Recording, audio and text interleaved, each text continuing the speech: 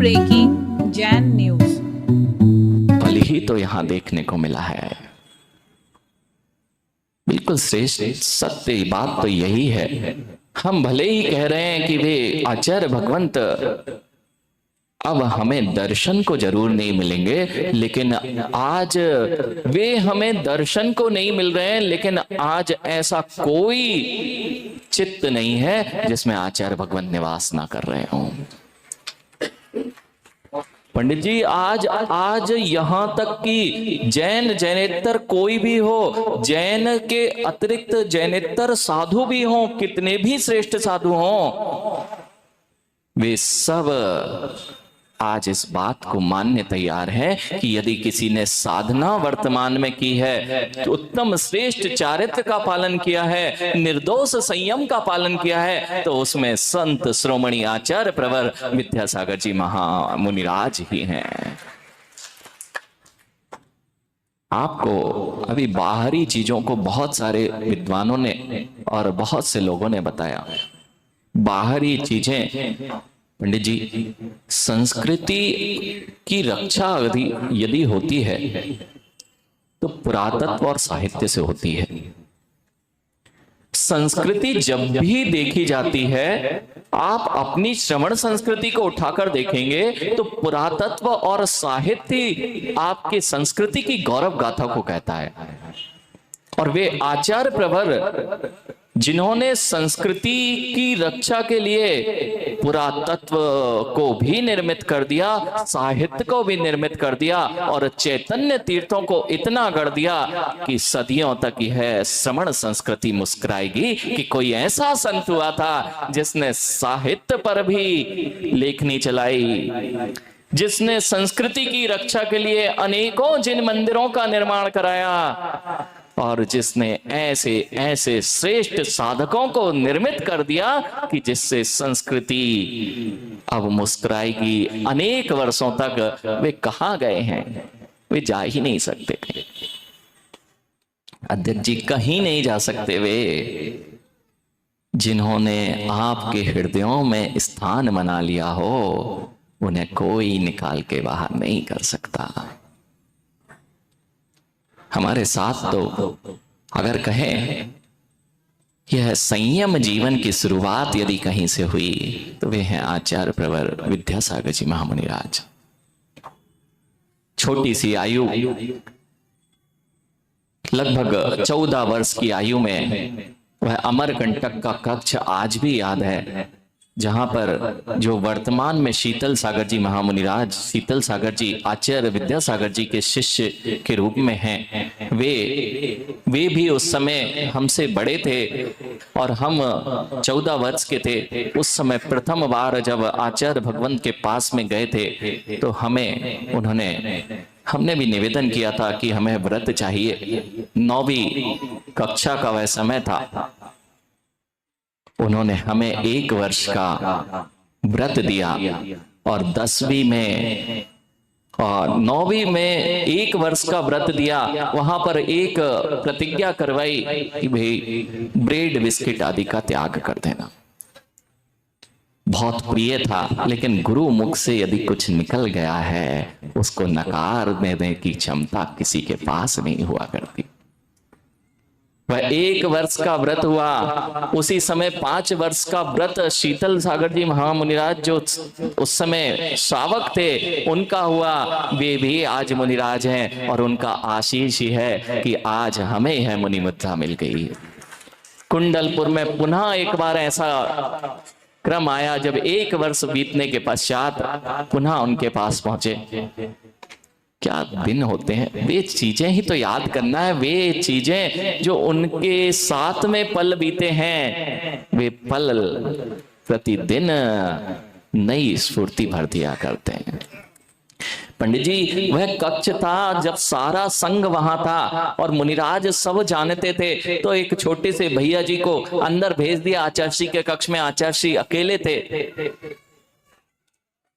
अब वैसे ही आचार्य श्री के पास जाएं तो हिम्मत तो बनती नहीं है। गए और जैसे ही आचार्य श्री के पास पहुंचे, आचार्य श्री पूछते हैं, व्हाट इज योर नेम? ऐसा सुनना था।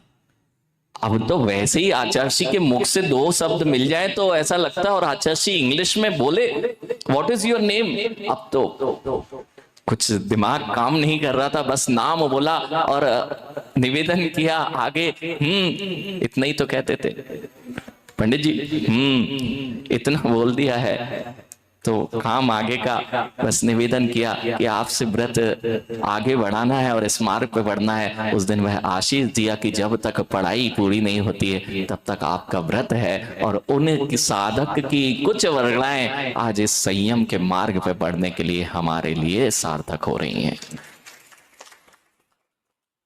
पंडित जी, जहां उन्होंने पुरातत्व के लिए, अभी आप लोगों ने अयोध्या जैसा मंदिर देखा, वह तो सरकार की प्रेरणा और सरकार के सहयोग से तैयार हुआ, लेकिन जिन शासन के लिए ऐसे कितने मंदिर उन्होंने गढ़ दिए हैं, यह आपको गौरव की बात होना चाहिए।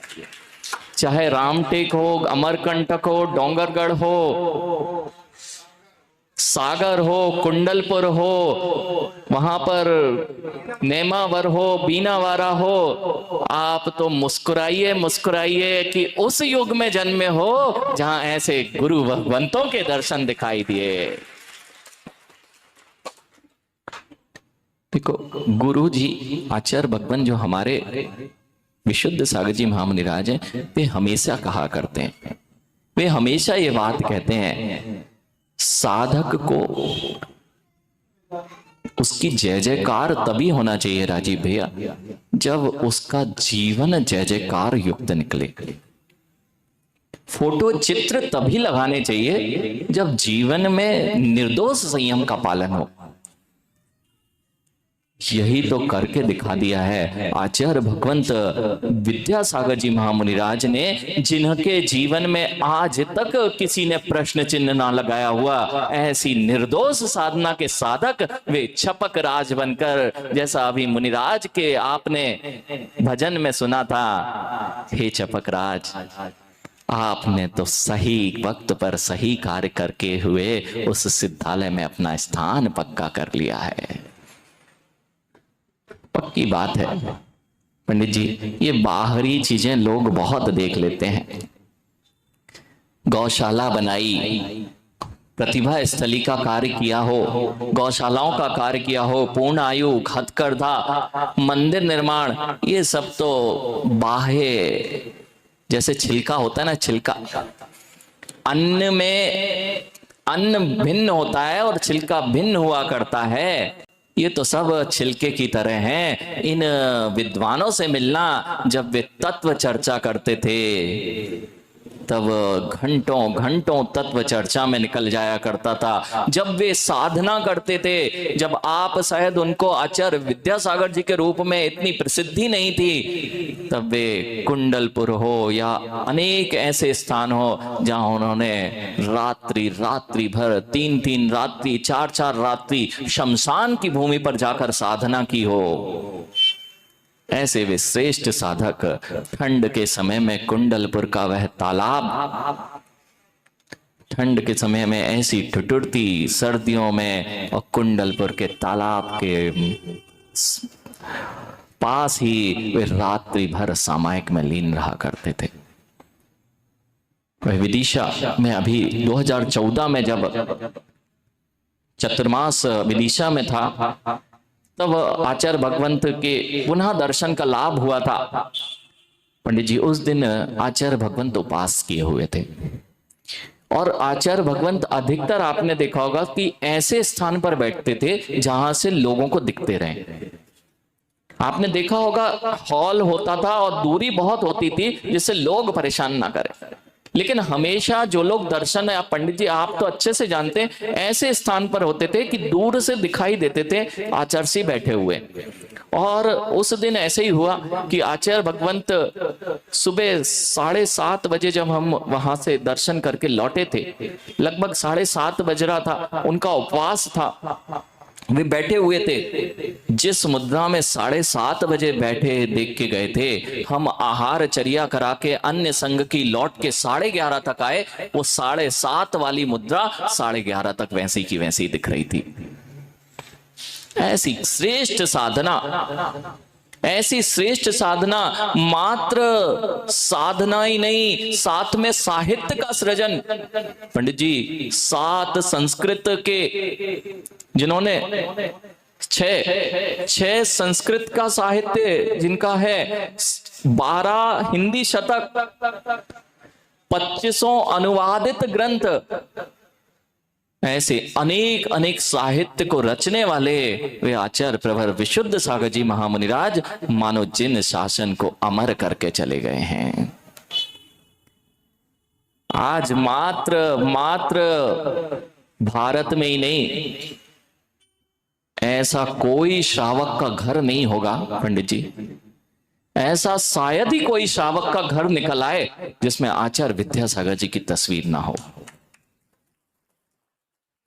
यहां नहीं, कहीं भी चले जाना, यदि एक परिवार का बच्चा भी कहीं बाहर भी पढ़ने गया है ना सौरभ, यदि कहीं बाहर भी कोई गया है किसी परिवार का, तो आचार्य भगवान उसके साथ जरूर गए हैं। क्या सत्य नहीं है? अपने हृदयों से पूछ लेना, जिस जिनाले में जाओगे ऐसा कोई जिनाले नहीं होगा जहां उनके दर्शन ना होते हों। यह एक सहज बात नहीं है। देखो, मरण के पश्चात किसी को भगवान बना देना, ये तो लोक में बहुत बनता चला आ रहा है, लेकिन जीते जी उस भगवत्ता जैसी पूज्यता को प्राप्त कर लेना, ये देखना हो तो आचार्य विद्यासागर जी की चर्या को देखना चाहिए। बिल्कुल सत्य है पंडित जी, सभी साधकों को अगर साधना सीखनी है तो आचार्य भगवंत को अपना आदर्श बनाना ही चाहिए। जितने साधक हैं वे, चाहे जितने श्रेष्ठ साधक इस धरा पर दिख रहे हैं, चाहे वे आचार्य विद्यासागर हो अथवा विशुद्ध सागर जी महामुनिराज हैं, वे चर्या श्रोमणी कहला रहे हैं तो वे संत श्रोमणी थे। ये दोनों की चर्या ही तो जीवों के चित्तों को प्रभावित करती है। चित्र क्यों लगाए जाते हैं? चित्रों के लगाने से आज तक प्रभावना नहीं होती है। जिसने अपने चारित्र को श्रेष्ठ बना लिया है, उसके चित्र हर चित्त में स्थापित हो जाते हैं।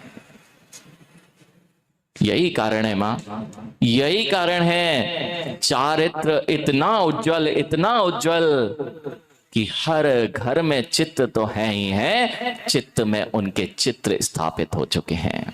चरण कमल हर हृदय पर स्थापित हो चुके हैं। जो बात उनके मुख से निकली पंडित जी, जो बात उनके मुख से निकली, क्या सिद्धि थी। लोगों को वह अयोध्या का मंदिर बनाने के लिए समय लग गया होगा, लेकिन आचार्य भगवान के मुख से यदि कहीं पे कोई कार्य का, काम का बात निकल गई है कि ऐसा होना चाहिए, वह कार्य बिल्कुल पूर्णता को प्राप्त हुआ है। इसलिए आज लग जरूर रहा है कि वे, मुझे तो लग भी रहा है कि गए हैं कि नहीं गए हैं, क्योंकि कभी उनसे दूर हुए ही नहीं हैं, इसलिए दूर होने की तो बात ही अभी भी नहीं समझ में आती कि दूर हुए हैं। लेकिन फिर भी ये शायद जिन शासन के लिए एक स्वर्णिम इतिहास जो आचार्य भगवान ने रचा है, वो इतिहास के पन्नों पर स्वर्ण अक्षरों से अंकित हो चुका है। किसी का भी यह आज बल नहीं दिखता कि वह आचार्य प्रवर जैसा स्वर्णिम इतिहास रच के जा पाए।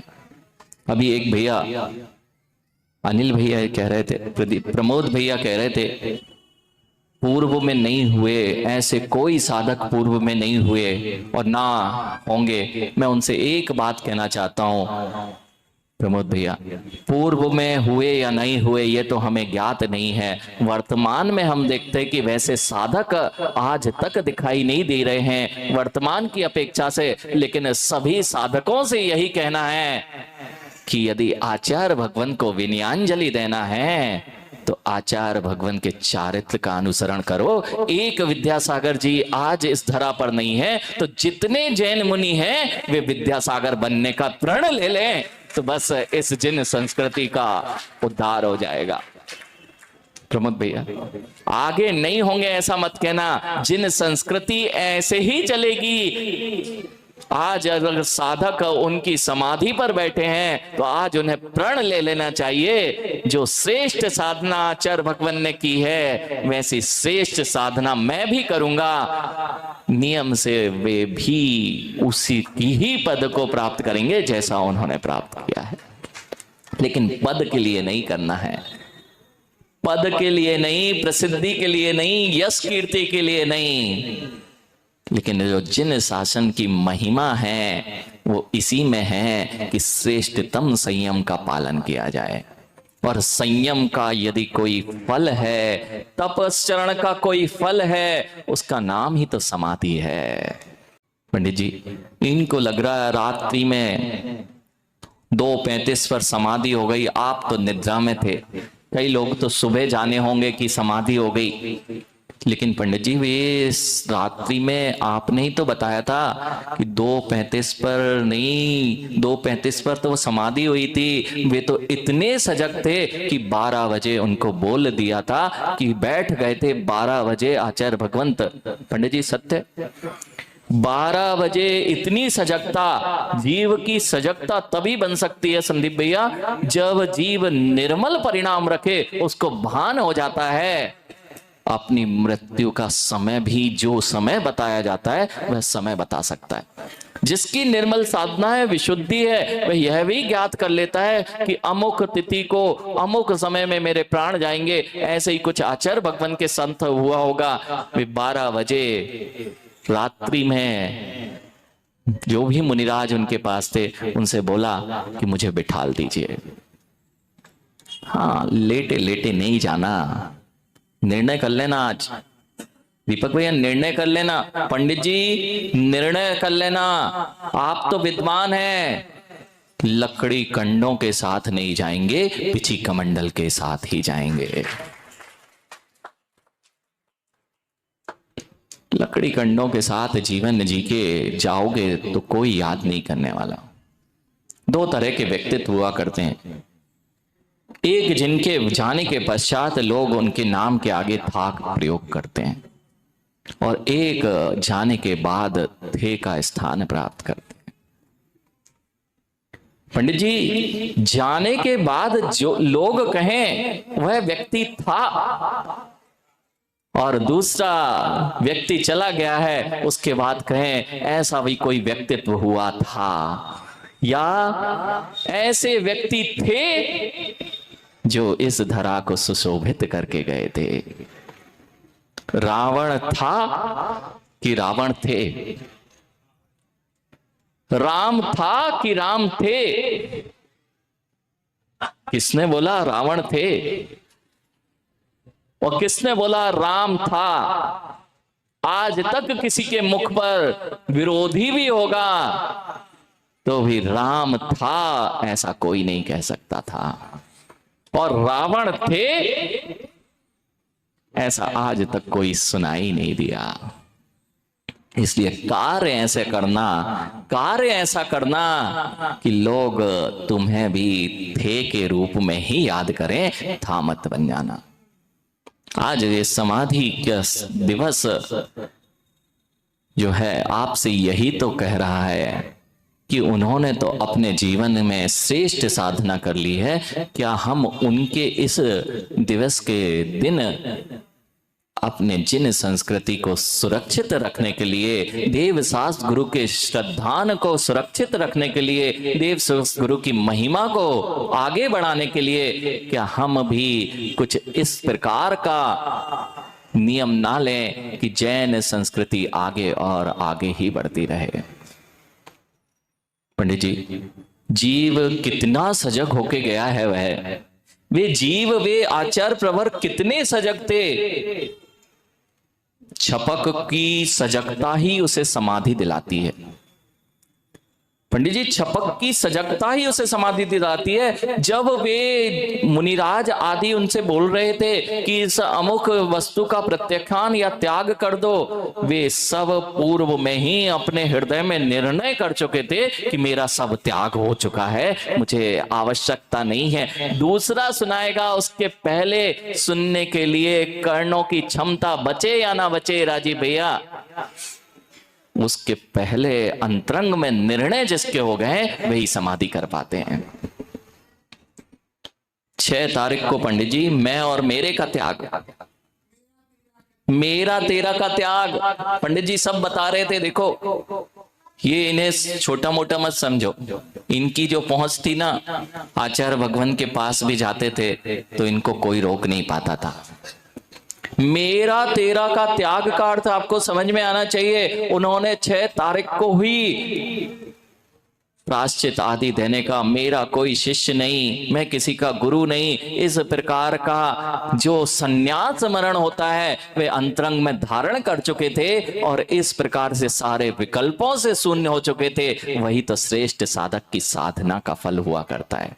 और क्यों भी ना हो पंडित जी, क्यों ना हो, जिसने अपने गुरु की समाधि कराई हो श्रेष्ठ तरीके से। आचार्य ज्ञान सागर जी महामुनिराज की जब उन्होंने समाधि, उनके आज भी चित्र देखने मिलते हैं, जिस तन्मयता के साथ वे अपनी गुरु की सेवा में लगे हैं। पंडित जी, यही तो लिखा हुआ है ग्रंथों में, गुरु के आगे चलता है जो व्यक्ति, गुरु के आगे आगे जो बोलता है, गुरु की आवाज नीची हो जाए, उससे ऊंची आवाज यदि गुरु की होती है, गुरु की निगाहों से निगाहें मिला पाता है, वह नियम से असमाधि का कारण बन जाता है। श्रेष्ठ समाधि तो वही है। क्यों हुई श्रेष्ठ समाधि? जिसने अपने गुरु की समाधि कराई हो, जो गुरु के पीछे ही चला हो, कभी गुरु के आगे कदम ना रखा हो, जिसने गुरु के रहते हुए कभी मुख से कोई वचन ना कहा हो, ऐसे श्रेष्ठ साधक ही अपनी इस उत्तम समाधि को प्राप्त होते हैं, जो वर्तमान में आचार्य विद्यासागर जी ने करके दिखाई है। यही तो हो रहा है पंडित जी। चाहे आचार्य विशुद्ध सागर जी को देख लें, वे आचार्य इतने बड़े हैं, आपके यहाँ बहुत चतुर्मास करके गए। आपको लगता है इतने बड़े इस विशाल संघ के नायक वे भी हैं, लेकिन जब आप अगर पथरिया में जो लोग गए थे पंडित जी, पथरिया में देख लेते वे आचार्य भगवान को, लगते ही नहीं आचार्य भगवान थे, क्योंकि वे अपने गुरु के सामने रहते हैं। जब तो हम लोग भी सोचते हैं आचार्य भगवान आपको क्या हो जाता है जब आप गुरु के कहते हैं, जब मेरे गुरु सामने हो तो मैं कौन सा गुरु हूं, मैं तो उनका शिष्य हूं। ऐसे बिल्कुल हाथ जोड़कर उनके आगे नतमस्तक रहा करते हैं। यही तो श्रेष्ठ साधना की पहचान है। जिसने अपने गुरु का सम्मान किया है वे ही अपनी साधना में सफल हुए हैं। सौरभ, गुरु ने कह दिया ना, अब ये मत पूछना क्यों, क्या, कैसे। गुरु के वचन निकल गए हैं, बस वह आपके लिए अंतिम होना चाहिए। बस इतना करते जाओगे, सब मंगल ही मंगल होना है। इसलिए आचार्य प्रवर विद्यासागर जी महामुनिराज, घटनाएं तो बहुत जुड़ी हुई हैं पंडित जी। शुरुआत से वहां से व्रत रहा, लगभग 10 वर्ष का ब्रह्मचर्य व्रत आचार्य भगवंत के सानिध्य में रहा। और हमने तो अपने जीवन में किसी को देखा ही नहीं था, सत्य बताएं। आचार्य विराग सागर जी के दर्शन भी संपूर्ण ब्रह्मचर्य व्रत लेने के पश्चात। हाँ, आचार्य विद्यासागर जी का पूरा संघ, जिसमें समता सागर जी हो, प्रमाण सागर जी, क्षमा सागर जी आदि, और आचार्य विशुद्ध सागर जी महामुनिराज भी बुंदेलखंड में रहे, तो उनके दर्शन किए हैं। लेकिन इसके अतिरिक्त अन्यत्र हमने किसी भी महान आचार्य के दर्शन करने का सौभाग्य प्राप्त नहीं किया। लेकिन ये गर्व है, गरिमा, अभिमान है कि गुरु विशुद्ध सागर जी से दीक्षा ली और आचार्य विद्यासागर जी से व्रतों को अंगीकार किया था। हाँ, आजीवन व्रत आचार्य विशुद्ध सागर जी से लिया, लेकिन उसके पूर्व में आचार्य विद्यासागर जी से ब्रह्मचर्य व्रत की वह व्रतों को धारण किया था। वही संस्कार आज इस संयम वृक्ष के रूप में फलीभूत हो रहे हैं। एक घटना डोंगरगढ़ की ही है पंडित जी। आचार्य भगवंत डोंगरगढ़ में थे, बहुत तेज बारिश हो रही थी, बहुत झमाझम बारिश चल रही थी। संकल्प मात्र अभी ये सब लोग कह रहे थे एक बार झलक मिल जाए, एक बार दर्शन मिल जाए, उनके पास बैठने मिल जाए। जो आभा मंडल था, जो उस आभा मंडल में आया है पंडित जी, वह आज तक उस आभा मंडल को महसूस कर सकता है। वो विनोद भैया कह रहे थे, मैंने जो अनुभव किया था, कोई भी हो, कैसा भी व्यक्ति हो, कितना भी क्रूर व्यक्ति हो, जो भी उनकी आभा मंडल में आया, वह उसे बिल्कुल अपने आप अनुभूत कर सकता था। ऐसे ही कुछ जब आचार्य भगवंत बारिश का समय, भीषण बारिश हो रही है, उस समय कोई नहीं था, 2-3 श्रावक थे और महाराज जी का जंगल जाने का समय था, उसमें हम भी थे।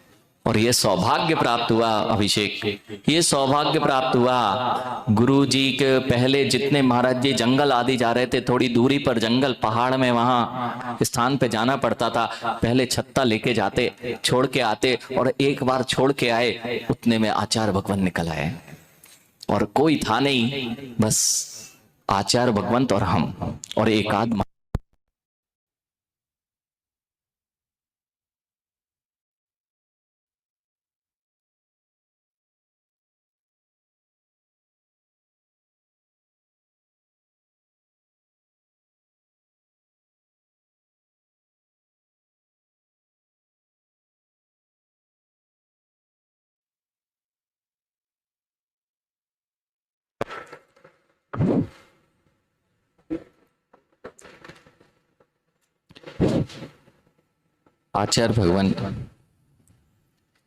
आचार्य भगवंत थे और पूरे रास्ते में हम उनके साथ में छाता लगाए जा रहे थे। बहुत तीव्र बारिश थी। कुछ क्षण के लिए जब वहां से आगे आचार्य श्री को अकेले ही जाना था जंगल के लिए, कुछ क्षण आचार्य भगवंत हम सामने खड़े हुए हैं छाता लिए और आचार्य भगवंत वहां खड़े हुए हैं। दृष्टि तो ऊपर होना ही नहीं थी, उनका इतना तेज था जैसे सूर्य को देखना मुश्किल होता है संदीप भैया, ऐसे उनकी आंखों से आंखें मिल जाना, जैसे आंखें इतना तेज। पंडित जी सत्य है, आप भी इस बात को अनुभव किए होंगे कि यदि आंखों से आंखें मिल गई हैं, फिर आंखें आप उठा नहीं पाते थे। आंखें मिलने की तो बात ही दूर थी। वैसे ही खड़े रहे, कुछ देर खड़े रहे, फिर आचार्य भगवंत चले गए। लेकिन वह क्षण मौन में भी जैसे सब कुछ ग्रहण कर लिया। कुछ ज्यादा नहीं बोलना चाहिए, सौरभ, ज्यादा गुरु के कान में लगने का निषेध है। पंडित जी, गुरु के कान में लगने का निषेध है आगम में। गुरु के कान में नहीं लगना चाहिए। गुरु के बस जो गुरु कह रहे हैं उसमें कान लगा लोगे तो तुम्हारा काम बन जाएगा। गुरु के जो जो कान में लगे हैं उनका काम नहीं बनता है, बिगड़ जरूर जाता है। इसलिए विनोद भैया, कान में नहीं लगे, जो जो उनके कर्णों को लगा के उनके मुख से निकले शब्दों को सुनते रहे, वे सभी उन्होंने अपने गुरु की सुनी। इसलिए वे आज विद्यासागर जी महामुनि राज दिखाई दे रहे हैं। बस यही आज के लिए आप सबको यह दिवस आज के लिए तो बहुत ऐसा दिवस है। सूर्य का अस्त हो जाया करता है, सूर्य का अस्त हो जाया करता है, लेकिन नक्षत्र कभी अस्त को प्राप्त नहीं होता है। वे जिन शासन के अद्भुत नक्षत्र हमेशा और हमेशा इन जिन शासन के नभ में चमकते मिलेंगे।